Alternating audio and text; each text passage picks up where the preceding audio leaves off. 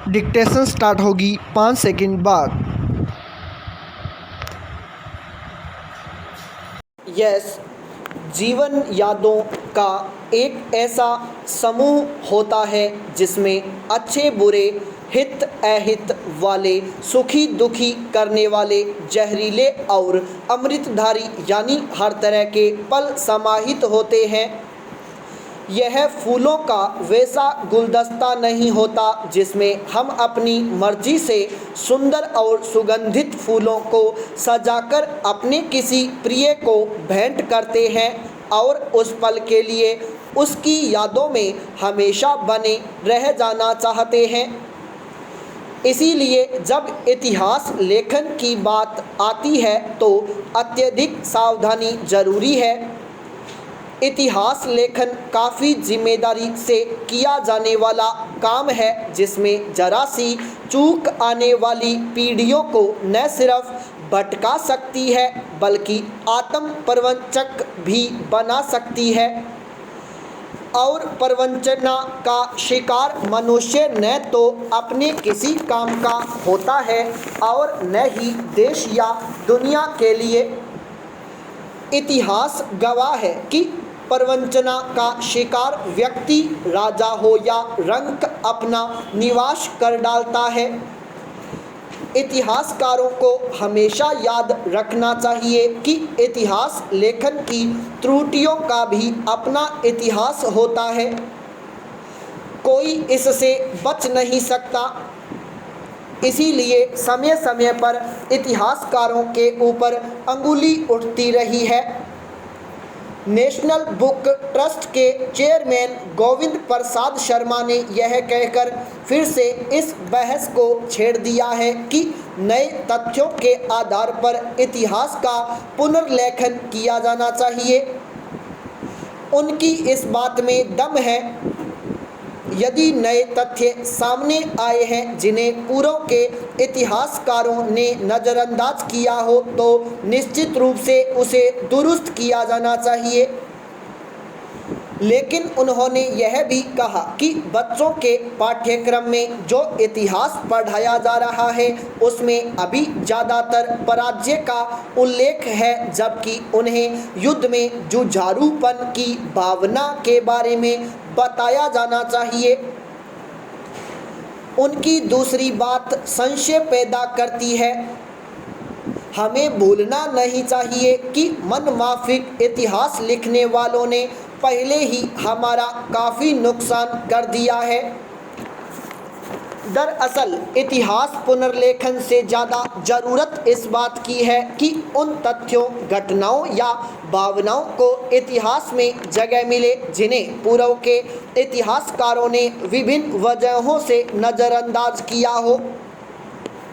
नए तथ्यों को शामिल करते हुए इतिहास को सुधारा जाना एक बात है और किसी नए तथ्य को शामिल करते हुए पुराने तथ्यों को नज़रअंदाज करना दूसरी बात। इसमें दो राय नहीं कि हमारे इतिहासकार मुख्य रूप से युद्धों के इतिहास पर ज़्यादा केंद्रित रहे हैं। उनके लिए जय या पराजय महत्वपूर्ण रही है। तब भी उन्होंने पृथ्वीराज चौहान या महाराणा प्रताप या झांसी की रानी जैसे योद्धाओं के संघर्ष और जुझारूपन की भावना से हमें वाकिफ कराया ही है, जिनका उल्लेख गोविंद प्रसाद शर्मा ने किया है। पैरा साबुन से हाथ धोना हमारी परिवार की और समुदाय की सुरक्षा का सबसे आसान और सस्ता उपाय है। जानलेवा कोरोना वायरस से बचाव के उपायों में भी यही सबसे प्रमुख पहला उपाय साबित हुआ। 15 अक्टूबर विश्व भर में हैंड वॉशिंग डे के रूप में मनाया जाता है। साबुन से हाथ धोना आदत में शामिल होना चाहिए। इसे परवरिश और प्रारंभिक बाल विकास का हिस्सा बनाया जाना चाहिए। माता पिता को बच्चे को 1 साल की उम्र से ही यह आदत डलवानी चाहिए। बाद में यह आंगनबाड़ी केंद्रों में आंगनबाड़ी कर्मचारियों और हेल्पर की मदद से जारी रखी जा सकती है। फिर स्कूल में शिक्षक इसे जारी रख सकते हैं। बच्चों को बदलाव का प्रभावी माध्यम माना जाता है क्योंकि वे अपने घर और समाज तक संदेश लेकर जाते हैं और उन्हें इस आदत को अपनाने में मदद करते हैं। इसके लिए अनुकूल माहौल प्रदान करने के लिए आंगनवाड़ी केंद्रों व स्कूलों को पानी, हाथ धोने की सुविधा और साबुन की उपलब्धता सुनिश्चित करनी होगी। साथ ही हाथ धोने के विभिन्न चरणों का प्रदर्शन करना होगा। यही निर्णायक घड़ी मानी जाती है जब जानकारी को व्यवहार में लाना आवश्यक है। जल जीवन मिशन के तहत हर घर को पानी की पाइपलाइन से जोड़ने का कार्य प्रगति पर है। इसमें आंगनवाड़ी केंद्र, स्कूल और आवासीय स्कूल को प्राथमिकता दी गई है। दूर दराज के इलाकों में जहां पानी की कमी है वहां हाथ धोने के लिए एक बाल्टी पानी व साबुन की व्यवस्था भी कारगर उपाय है। रोजमर्रा की दिनचर्या के दौरान शौचालय उपयोग के बाद, खांसी या छींक आने के बाद और भोजन पकाने, खाना खाने, बच्चे को खिलाने से पहले हाथ धोना जरूरी है। इससे व्यक्तिगत स्वच्छता बेहतर होती है। यह बच्चों के समग्र विकास में सहायक है और उनकी स्कूल में उपस्थिति में भी सुधार आता है। विश्व स्वास्थ्य संगठन के अनुसार हाथों को साफ रखने से डायरिया के साथ ही श्वसन संबंधी बीमारियों से भी बचाव होता है। साबुन से हाथ धोना न केवल सुविधा की बात है बल्कि जानकारी और आदत की बात है। इसके लिए सरकार, सिविल सोसाइटी संगठनों, अकादमिक संस्थानों, फ्रंट लाइन वर्कर, देखभाल करने वालों और बच्चों सहित सभी भागीदारों के बीच समन्वय जरूरी है।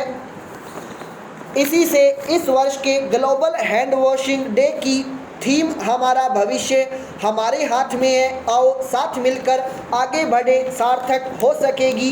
पैरा अपनों की परीक्षा संकट के समय ही होती है। ऐसा ही परीक्षा का समय था। कोरोना काल और सरकार को याद आ रही थी अपनी दवा निर्माता कंपनी। जब हर तरफ दवाओं का संकट था, कालाबाजारी जोरों पर थी, जनता राहत की अपील कर रही थी, पर सरकार के पास कोई विकल्प नहीं था। हानि लाभ के चक्कर में पड़ वह अपने पैरों पर कुल्हाड़ी मार चुकी थी। घाटे की आड़ में प्रदेश की एकमात्र सरकारी दवा निर्माता कंपनी RDPL की तालाबंदी का निर्णय कोरोना काल में गलत निर्णय साबित हो गया। ऐसा नहीं है कि सरकार का यह निर्णय केवल कोरोना काल में ही कष्टकारक बना है।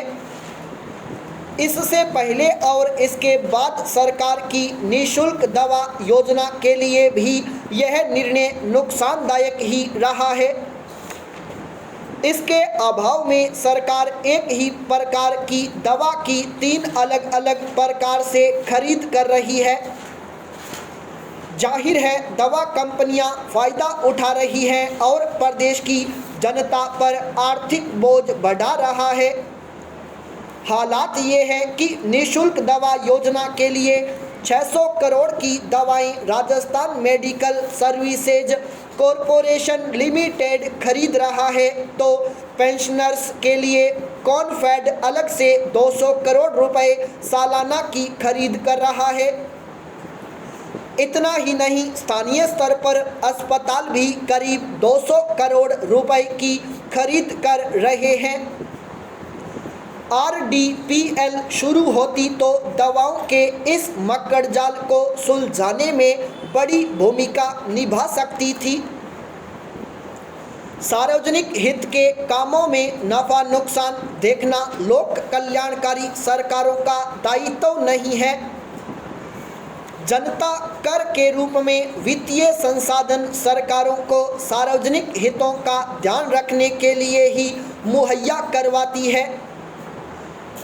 अब राज्य सरकार केंद्र से आरडीपीएल को शुरू करने का आग्रह करने की बात कर रही है, जबकि केंद्र पहले ही राज्य सरकार को आरडीपीएल में हिस्सेदारी बढ़ाकर राज्य के द्वारा संचालन का प्रस्ताव दे चुका है। बहरहाल बीती ताही बिसार दे आगे की सुध ले।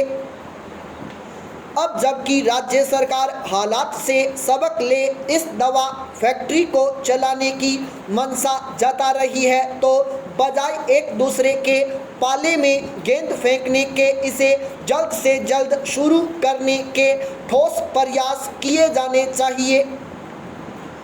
साथ ही सार्वजनिक हित के अन्य उपक्रमों पर भी सरकार नफा नुकसान के दृष्टिकोण को त्याग कर उन्हें भी अपना राजधर्म मानकर संचालित करे। संपूर्ण विराम।